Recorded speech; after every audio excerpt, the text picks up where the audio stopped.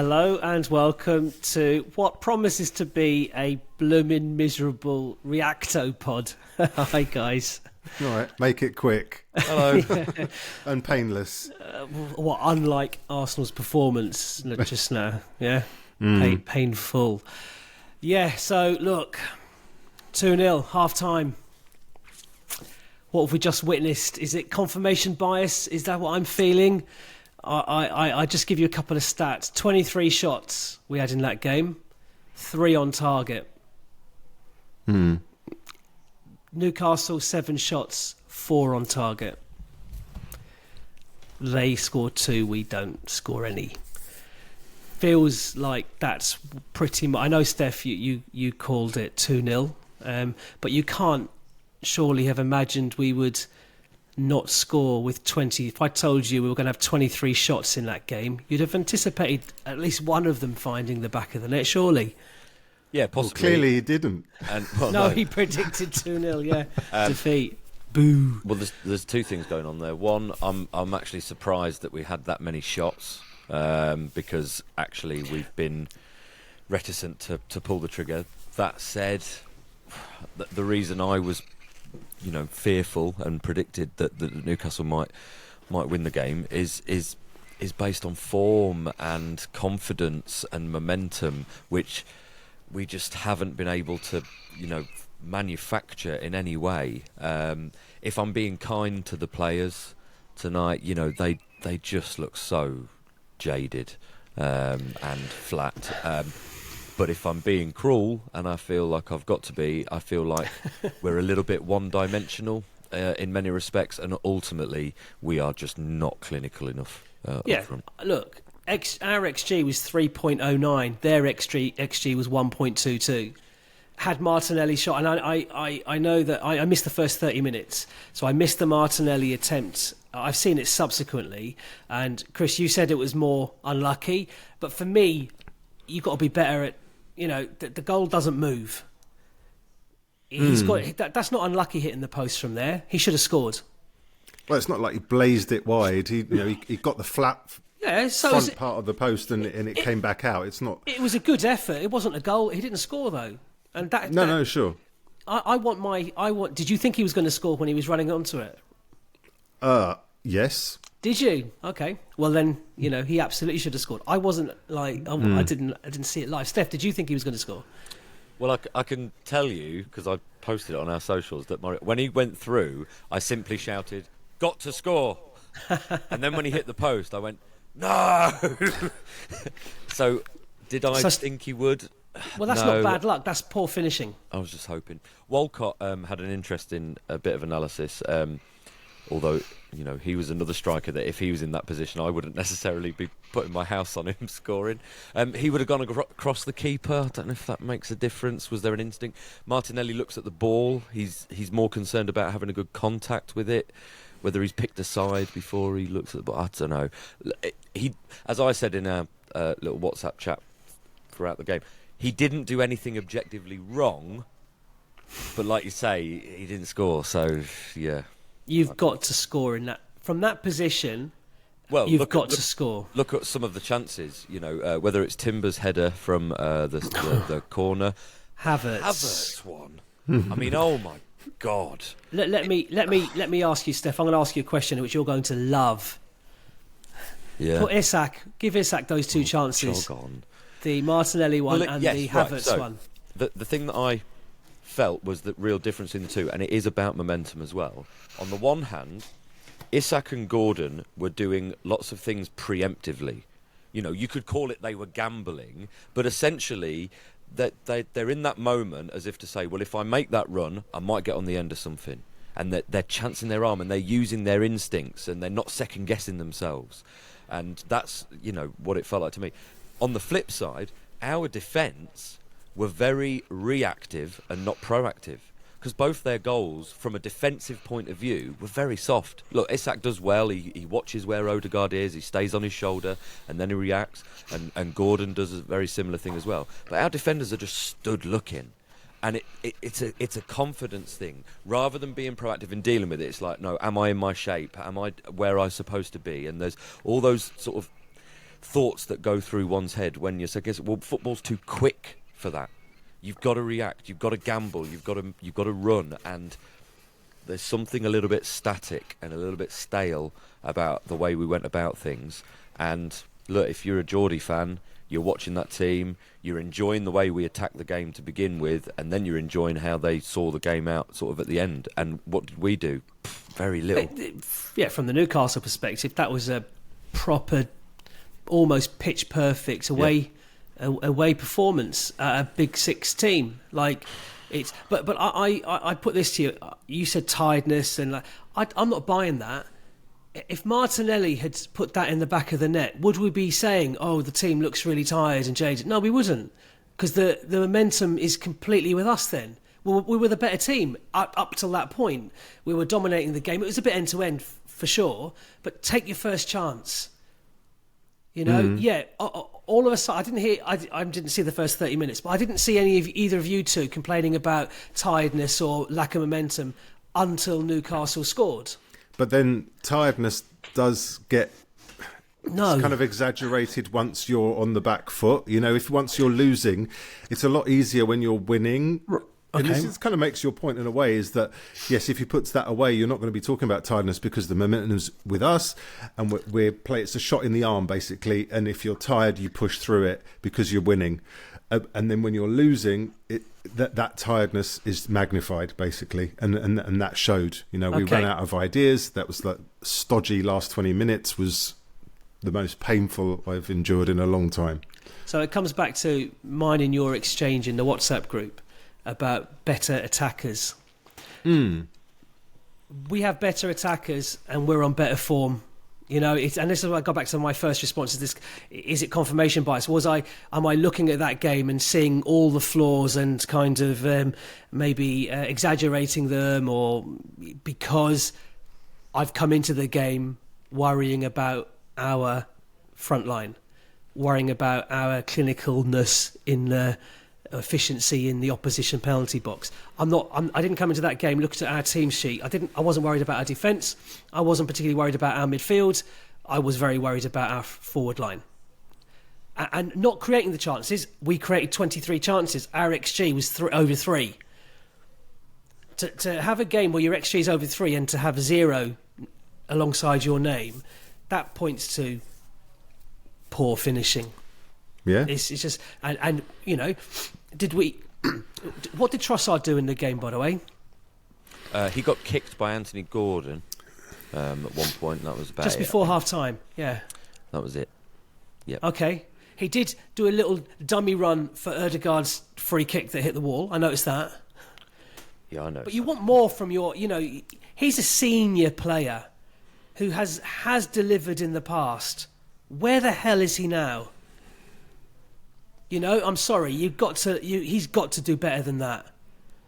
He's since his poxy non-celebration. I don't hold a grudge. We play Villa in a couple of weeks, so he can avenge that non-celebration. Full cycle. Yeah. So I mean, look, it's nothing we don't know, but for me, it's on us. I don't think it's a tiredness thing. I don't think it's a momentum thing. Well, obviously it is, but it's first and foremost a lack of quality thing. You know, and I know we're missing Saka, but that's who else were we missing? Any team in the world would miss Saka. Yeah, but who else are we missing? I think we're missing everyone at 100%. Yeah, fine. You're missing the ability to rotate with, say, for example, the defence. But the front line is just basically on form, should have been enough, but they're not on form, and that's the problem. So, yeah. Okay, talk me through Trossard on form and Martinelli on form. What does that look like?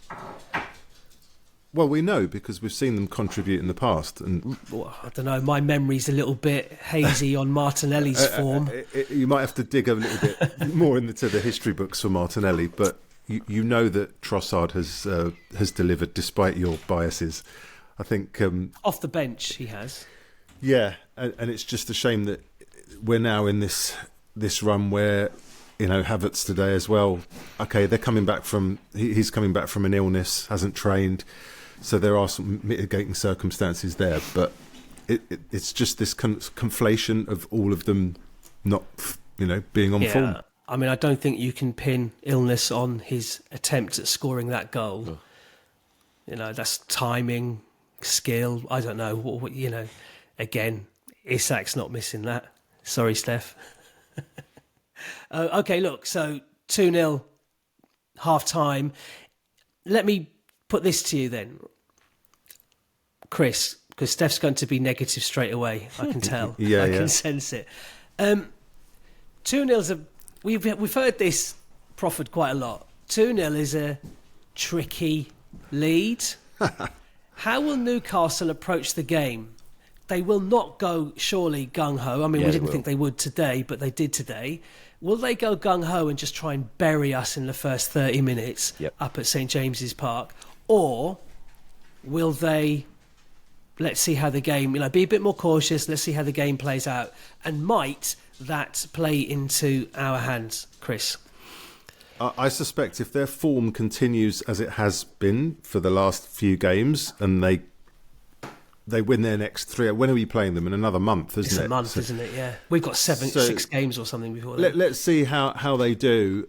Look, they're one step into the final. I think it would be a massive turnaround, for us to go up there and get a result. So I suspect if they keep up this form, there's no reason why they wouldn't want to put their, make a statement. Okay. But Howe is an inherently cautious manager and has been with Newcastle and against us, very much so. Didn't look particularly cautious today, did they? I mean, he sets them up to be defensive, but when you're on form, the way they were stroking it around, and like you alluded to earlier, when you've got Isak, you can be a bit defensive and then let them spring on the counter because they're devastating. Okay, Isak came off before they got their second goal. No. Didn't he? Or was it just after? Just very early just after, yeah. And they could have got a third goal. I mean, when it was kind of squeezed across the box again. Any hope at all, Stef? Not for me. Only because I just think the problem now is, like you say, we don't have the options to rotate unless we really dip into the youth team. That means that there's probably going to be extra burden put on to the players that are there. And if this is us in form because we've gone 13 games unbeaten at home and unbeaten in whatever it is, well then something's then not right tactically. Is it too safe? Is it too cautious? Are they prepared to really step up, take players on, take risks by shooting from further out, or whatever it might be, trying to commit players in slightly different ways? I think either way the answers don't look good, because either way we're either putting players and the squad into the red zone, and it might mean a couple more players break down as if there isn't enough already, or we have to then start to think about how the team goes on, moving forward, because I sort of finished the game as well, and bearing in mind we were chasing the game, even though it's only half time and all that kind of thing as well, I just thought it was all very predictable and very boring. Our best chances were kind of from set pieces. The Martinelli through ball was the one that really caught the eye, because it was so direct and clinical and just cut them open, and Martinelli's first 2 touches were really good. It was a shame he couldn't finish it. Otherwise, it was hopeful crosses into the box against, a defence that's... It was all in front of them. It was all in front of them. There was nothing behind. There was no ingenuity. There was no fluidity. And, is that the players freezing because they don't really know what to do? Is that instructed from Arteta? Well, okay. Did either of you expect us to score a goal? No. No, I didn't. I didn't think we'd... No, I'm on about it going into the last 20 minutes. No. Oh, no. No. Right, okay. And why is that? Sometimes you just have... Who's going to score it? You just have one of those days. And also, I don't know if we've got the finishers, no. Exactly. Who's the... Saka aside, Ødegaard's playing below par, but Saka, you might have been more hopeful if with Saka on the pitch. Well, of course. But that's it. The only chance I thought we might have is by picking up a second ball in the box from a bit of chaos. Yeah. And even that, there was a couple of little goalmouth kind of scrambles, but really didn't come to much. They defended very well, you have to say. That last 20 minutes, they just sat behind us and watched us do our horseshoe of death and put hopeful crosses in. We didn't make it difficult for them. Not really. No, and this again, I'm banging on about it. It's poor squad management. It's poor squad building. We are now reaping what we sowed. No, I need a negative of that. We're now not reaping what we didn't sow. You know what I mean? Sowing what we reaped. We've got no kind of gold dust attacker outside of Saka. And Isak is the difference maker in that game between those two teams. Ollie, we're not getting No. I'm not about that kind of player. They've got. I said before the game started, that looks like a bang average Newcastle team, but you add Isak into it, and they're dangerous. You put Havertz in place of Isak, and I'm not worried about that team. And that's what we've got. And that's not. I'm saying, great. I mean, I couldn't care less how much Arsenal pay for a striker. I'm not interested we're better get a striker, the same striker for 20 million quid less in the summer. I couldn't give two hoots how much we pay for a striker. I'm not a businessman. I'm a fan. I'm emotional. I want us to get. We are witnessing. I don't know. The last chance of winning something, and we're watching it whittle away. There's one tournament gone, competition gone. Well, actually, the league may well be gone. The League Cup's gone. Man United on Sunday could easily trip us up after their performance against Liverpool at Anfield. They've had a whole week to recover. I know we've got quite a few. We've got 5 days before we play them, so that's quite a reasonable amount of time. And then what is it? Spurs and Villa. Yeah, 2 guaranteed home wins there. I mean, Spurs are in worse shape than us, I guess, in terms of player availability. I say player availability. I'll ask you again, who were we missing apart from Saka? But again, it's not necessarily them being available. It's them being good enough. Their best. No, and overplayed. It's a mix of the two. Some players are at the best. You'd argue that Martinelli's actually probably in some of the better form he's been in. Jesus certainly is. Okay, but the real difference makers in the team. Odegaard looks like just like a dead man walking. He's a husk of a man. You know, the new baby life for him is obviously taking its toll. Declan Rice looks just. I actually want to see him in the 6 role now, as opposed to Partey. I don't know what that means for the left 8 position, but I also want to see him have a rest, for goodness sake, because I'm not really sure. So I mean, those two alone are going to make a huge amount of difference. Okay, what kind of team do you put out against United on Sunday then? I'd put a very much changed team, because I know that the FA Cup suddenly takes on a little bit more importance because of tonight's result, but Wembley's so far away on that journey that I think there has to be some rotation. Spurs next week, to me, out the 2, is the more important game. So I would definitely be stacking my cards in favour of that.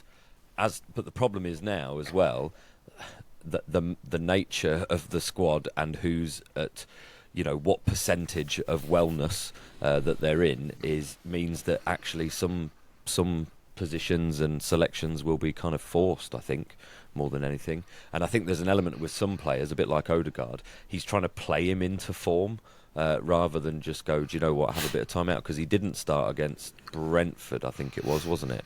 But still looked pretty iffy when he came on, so I don't think that's making a difference to him. I would say as well, your thing, Holly, of look at the team on paper looks strong in terms of what, who are we missing? Yeah, Saka. But of that starting 11 today, how many of them are playing, in form at their peak? and there's no credible alternative to them. They're being played because they have to be played. But let's be honest, you're really only talking about the attacking players there. No, I'm talking about all of them. Who's the credible alternative to Ødegaard? Yeah, so you're talking about Ødegaard. I mean, he's You're talking possibly about the front ill line. as well. He's possibly ill as well. But there's no one to come in from, is my point. You know, Well, no, he's injured. right. As in Nwaneri. Yes. That's about... So there are no alternatives at the moment to bring in. So although we look on paper and say, well, we've got Ødegaard, we've got so-and-so, and, you know, this on paper looks like a strong team, but we know, you know, they're limping through games at the moment. I go on feeling, okay? I don't feel confident if I've got a starting 11 that's got Trossard and Martinelli and Jesus in it, for example. Even though Martinelli and Jesus are in the best form they've been in for 2 years. Right. But essentially, I think we're looking at two different things. Me and Chris are trying to look at the game and think about, you know, why it's perhaps not worked in this environment. And I get the impression that you've essentially come to the end of the road with the makeup of the squad that we've got. Because, long term... In the attacking sense. In the attacking sense, yes. Because in the long term, we all know, you know, Gabby Jesus is not the one. Martinelli is not the one. But that's my point. It's like that... using like poor form, we can't use poor form. Martinelli and Jesus are in the best form they've been in for 2 years. This is them in form. But they are They're also just not part good of enough. the team. They're just not good enough. No. 23 shots we had. We created chances, but they're just not good enough. Yep.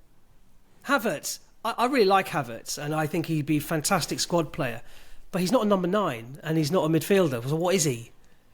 He's not clinical enough as a number 9. He gets some important goals, but he's he wasn't overall... really playing as a number 9 tonight. He seemed to be on the wing more than he did centre forward. Bizarre. So my issue is that the quality's not there, and Well, that's we've on got 3 the weeks club. to go and rectify that. The season will be over in all not the Champions League. We'll definitely be in the middle section of the Champions League table at the very, very least, and home to Girona. There's a home to Zagreb and away to Girona. They're the last two games. Well, we should be getting 6 points there, regardless of who's available, which will put us in the top 8 and give us 2 less games. And I don't know who's back. I mean, Ben White's back possibly the end of this month, so we might get a couple of options at least. It'll be like a new signing. Yeah. Again, but his value is as much going forward as it is in defence. So 100%. It will help. Although Timber, I think, is a more than able replacement. He's not a substitute. He's if anything, he's first choice right back. You don't know, but he'd go to left back, wouldn't he? Although, can we say, Chris, you're more positive generally than Stef. I think that's probably fair. Any positives from today at all? Oh, geez. Any positives? I suppose seeing...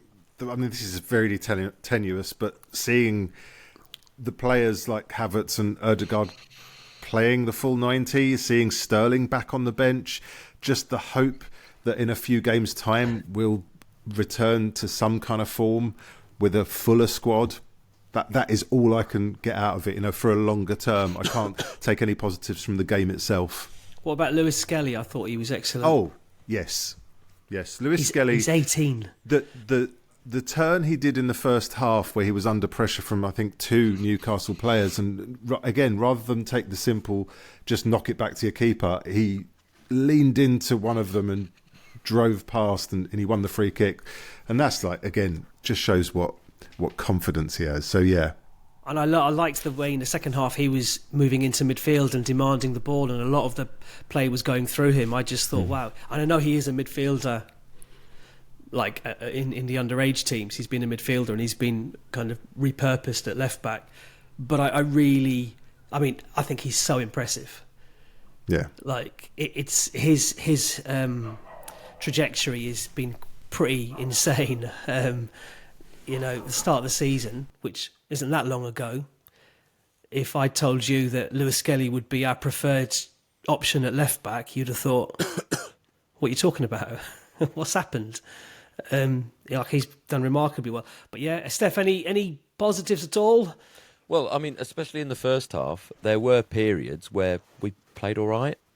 You know, we were able to gain territory. We were able to create some chances, albeit none on target, and kind of looked all right. And that sort of is why it's so annoying, the nature of the goals that we conceded, because we basically went to sleep on a set piece that they manoeuvred pretty well, and then were so standoffish on the second goal, just basically watching them play around us like we were training cones. That was so disappointing. So yeah, Miles Lewis-Skelly is definitely a standout because he's stepping up in this situation. I mean, Saliba and Gabriel look fine, and even I was just about to say Raya, as well. But actually, his little palm to then for Gordon to run onto, is that maybe something he could have avoided? I don't know. It's fingertips, wasn't it? It's hard to be too critical about that, but there were spells. Like you say, first half, and if we take that Martinelli chance, if Timber scores from that corner, if Havertz doesn't have some kind of weird, kind of yips contortion on that thing, it was so strange. Then you are talking, but then there comes a point, and actually I'm a bit annoyed. There comes a point when you have to say, like you said, actually, you can say fine margins, but actually it's probably just poor finishing. It's just not being clinical enough. You can say, oh well, fine margins and possession and touches in the box and blah blah blah, but actually, just no, it's not. It's not actually good enough. Certainly not exciting enough. I wasn't riveted by our performance in any way. Yeah. So. Yeah.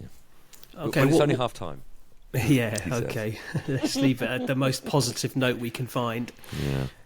Steph, what is your lineup for Sunday against United? Ridiculous for a start. That's what I'll say. Where's he playing? Yeah, okay. Neto. Well, I did think about making the joke that the player I'd really like to buy from Newcastle is Momentum. Come on.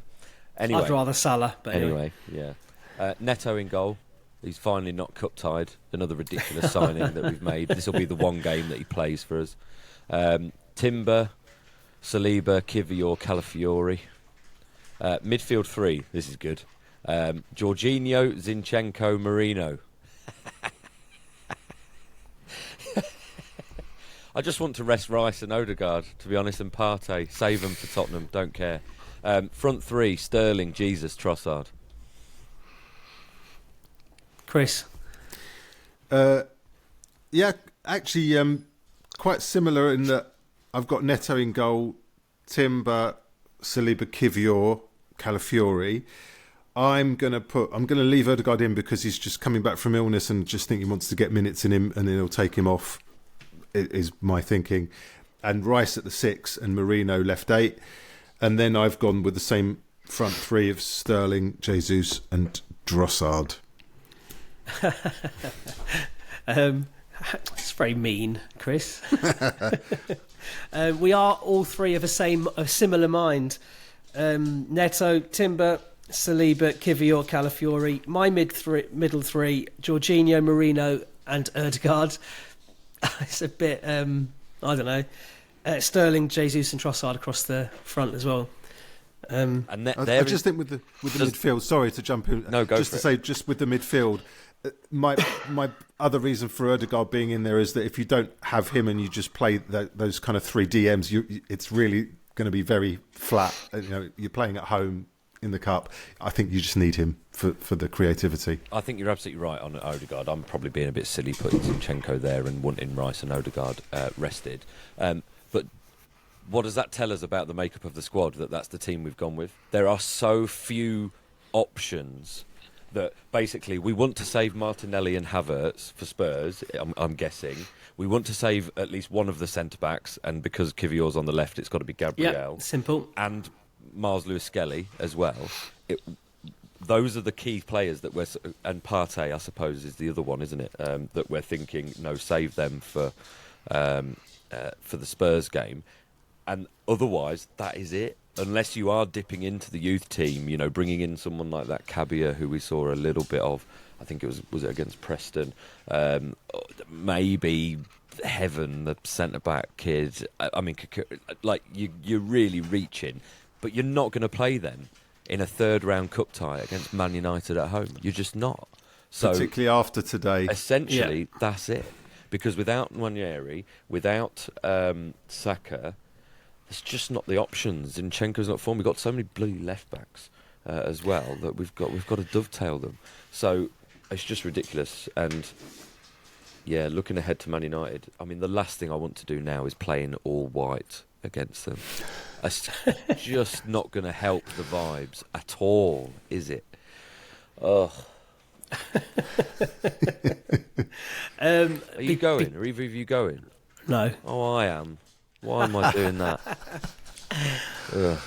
Well, you're kind of holding the torch for us, being our brave soul ambassador. Yeah, on the terraces. Great.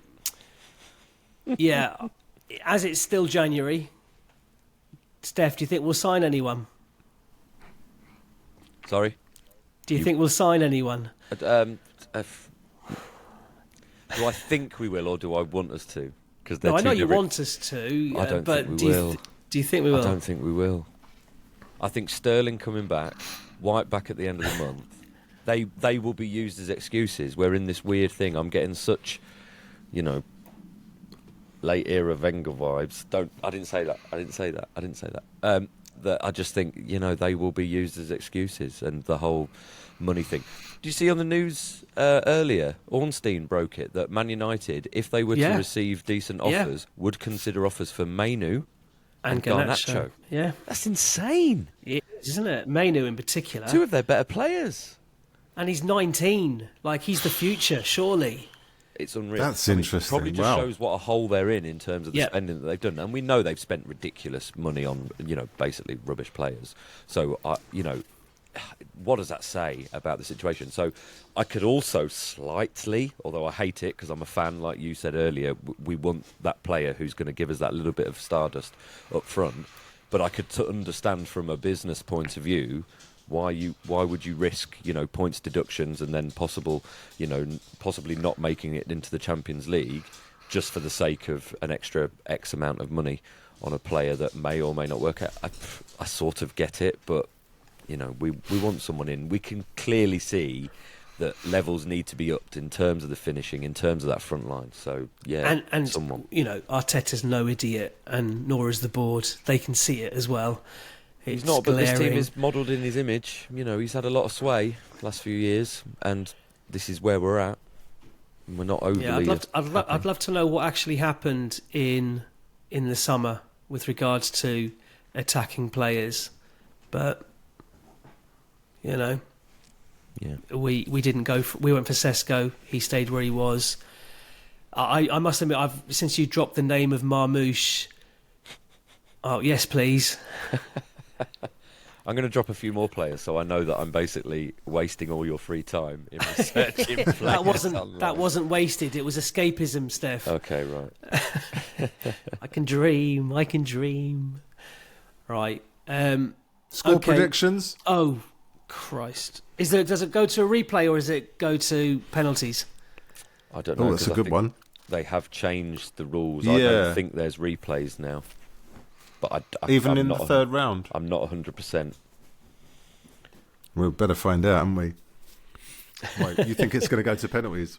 Well, I mean, listen, because it's United and because it's us, you could pick any score. When they came in the league, I know it was Amorim's first or second game in charge. He played very, very negatively. After watching them play against Liverpool at Anfield, I don't think they'll do that again. And if he's watching tonight, which I'm sure he was, he'll see what Newcastle did. I think they'll come out. I actually think I'll go for it. 3-2 win for us. That's what I'm saying. Go on, Steph. FA Cup replays will be scrapped from the first round onwards in the 2024 to 25 competition. So no replays. So, no replays. Yep. Go on then, Steph. Oh, do you know what I've written down? United 1-0. We're in a funk. Yeah, I mean, I struggle to see where the goals are going to come from for us, to be honest. I've just realised I've said we'll score 3 goals. What the hell? Well done. I need to give my head a wobble. I have no faith in the front line. We're going to score 3 against you now. 2 own goals and a penalty. I'm going to go 2-1 us. I've just got to stay positive. Yeah. No, I agree. And look, some of my best moments as an Arsenal fan and some of my worst as an Arsenal fan have come in this competition against this opposition. So, 3-2, unjust, undeserved, unwarranted. I'm here for it. 3-2 win. Come on, let's leave it at that. On a high. On a high of sorts. Let's go. It's only half time at Newcastle. Anyway, let's leave it there as well. Cheers for the chat, guys. Thanks for watching this time or listening, as is your preference. And catch us on the other side of the United game. Cheerio. Bye-bye. Bye. Yeah. The North Bank, an Arsenal podcast. Subscribe, rate and review on your app, and find us on Twitter, Instagram and TikTok at NorthBankPod. Email hello@thenorthbankafc.com and check out our website, thenorthbankafc.com. Produced by The Podcast Company.